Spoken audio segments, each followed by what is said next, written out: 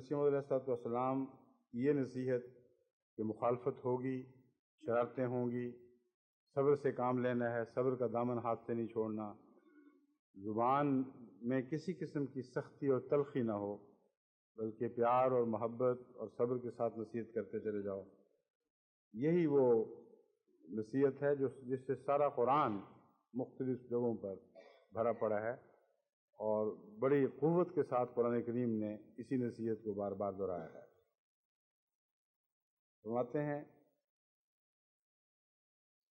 صبر جیسی کوئی شے نہیں مگر صبر کرنا بڑا مشکل ہے، اس لیے صبر کے ساتھ دعا اور عبادت کا مفہوم شامل ہو جاتا ہے.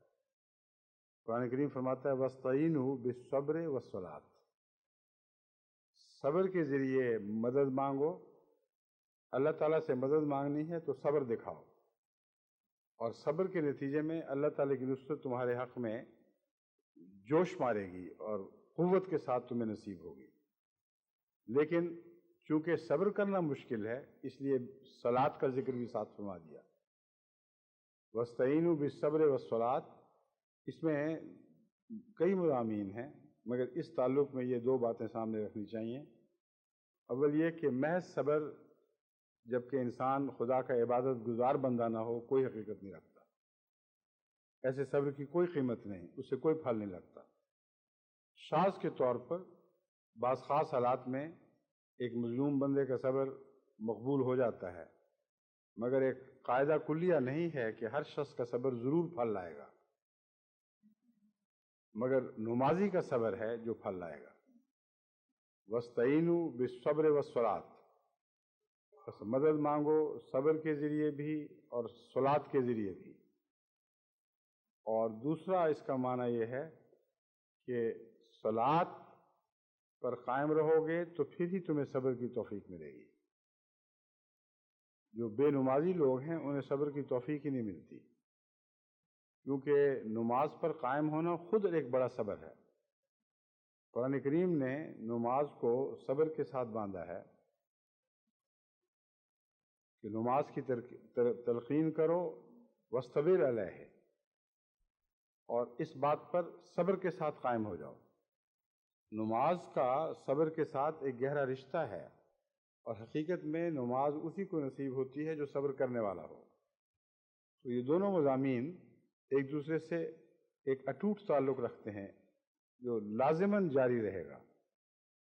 صابر بندے نماز پر بھی قائم ہوتے ہیں، اور نماز پر صبر کرنے کا مطلب یہ ہے کہ ہر حالت میں پڑھتے ہیں، ہر ابتلا میں پڑھتے ہیں، سخت نیند کی حالت میں بھی اٹھتے ہیں، ان کے پہلو بستروں کو چھوڑ دیتے ہیں، سخت تھکن کی حالت میں بھی نماز پڑھتے ہیں، دفتروں میں بھی پڑھتے ہیں، دفتروں سے باہر بھی، گھروں میں بھی، گلیوں میں نماز آئے تو گلیوں میں جگہ بنا لیتے ہیں. یہ صبر ہے جو نماز کے ساتھ تعلق رکھتا ہے.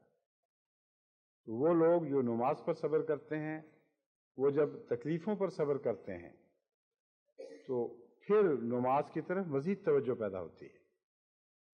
حضرت مسیح موعود علیہ السلام فرماتے ہیں ہمیں جب کوئی دکھ کی بات پہنچتی ہے، کوئی پریشانی کی خبر پہنچتی ہے تو سب سے پہلا کام یہ ہے کہ وضو کیا اور دروازے بند کیے حجرے کے، اور تنہائی میں خدا کے حضور گریہ گزاری کی.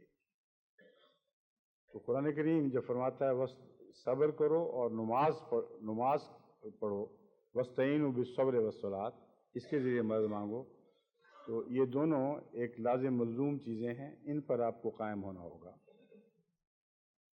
اور باقی دشمن جو کرے گا شرارتیں وہ تو کرے گا ہی. اگر کامیابیاں نصیب ہونی ہیں تو اس کی ایک قیمت تو ہمیں دینی پڑے گی. یہ تو کامیابیوں کا ساتھ ایک لازمہ ہے. جہاں آپ کا صبر کامیابیوں کے ساتھ ایک لازمہ ہے، وہاں دشمن کی تکلیف آپ کی کامیابیوں کے ساتھ ایک لازمہ ہے.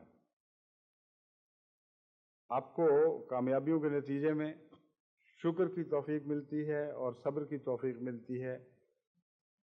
صبر کی توفیق اس لیے ملتی ہے کہ دشمن کو تکلیف پہنچتی ہے، وہ اظہار ثانی کرتا ہے، تو پھر آپ کو صبر کی بھی توفیق ملتی ہے.